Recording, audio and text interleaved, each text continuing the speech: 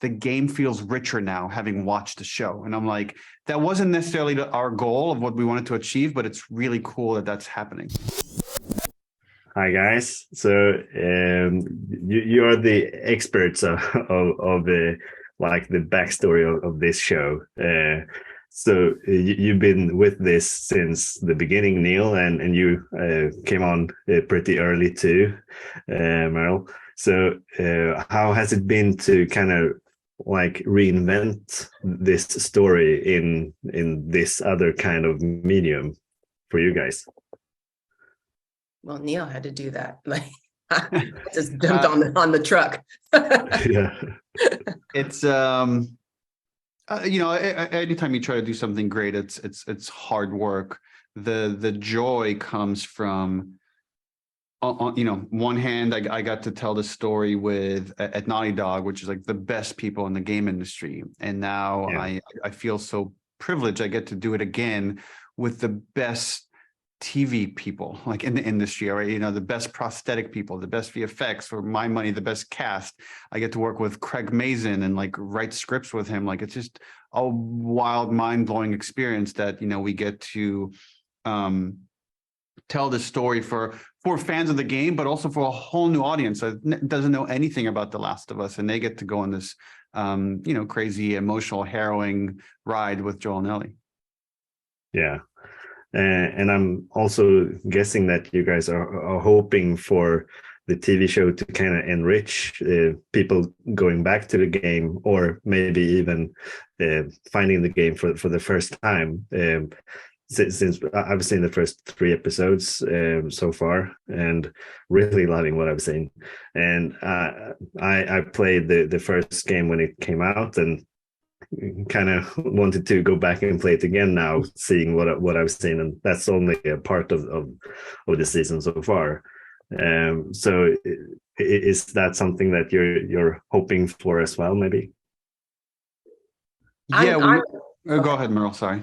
Well, I was just going to say that I'm a big fan of what is possible in the realm of storytelling in video game, and the depth and just extraordinariness that has been happening in that realm for so long. And I'm going to really toot your horn, Neil. One of the best storytellers of our time is well known in certain sects, and now everyone will know what he's capable of. And for me, that makes my heart burst, because he's given me some of the greatest stories that I've ever gotten to tell. So that's what I'm looking forward to, for him to get his flowers in a brand new way. Thank you for that. One of the greatest joys was like things that are offhand remarks between Joel and Ellie, as far as like a past character or an event. We get to see it, like for example, you got to see the Bill and Frank episode, which deviates quite a bit from the game. However, there's this moment in the game where Bill tells Joel, Joel tells Bill, like, you owe me this thing, and like, we never talked about in the game what happened.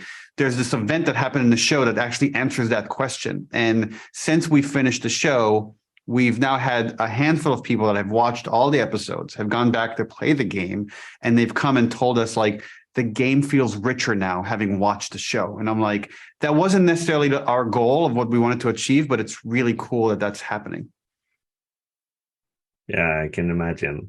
Was there anything like parts that you wanted to put in the game, or that you had to cut from the game, that you now were able to like put in the show instead? And because I guess in the game you really have to focus on like the playable characters, but now you get to dive into all of the other characters as well. Yeah, that's exactly right. Which there's certain backstories and stuff that was written with never an intention to show it in a game, because like you said, in the game, everything is seen through Joel or Ellie's eyes, and that's it. We're really dogmatic about that because it's so much is about immersion. Here, drama actually and the between characters is more important than that. So we get to leave Joel and Ellie, and we get to see Marlene having a conversation when Joel and Ellie's not around, or we get to see Marlene having a conversation with Ellie when, you know, in the game, you're just controlling Joel. So you didn't get to see that. You just met Ellie much later in the story. And likewise, as we go kind of forward into the season, there's more and more of those opportunities to either flesh out characters or flesh out the world. And that's been the stuff that's been kind of really exciting to think about, how we expand the world from what players know. Yeah. Were you, Merle, able to learn something more about Marlene through this experience as well? Now, when you actually got to have your own parts in a way. You know, as an actor, part of my job is to have a really great imagination and ask a lot of questions and know a lot about her. And fortunately, you know, Neil has a lot of answers. Like he didn't create a world that he didn't know everything about. So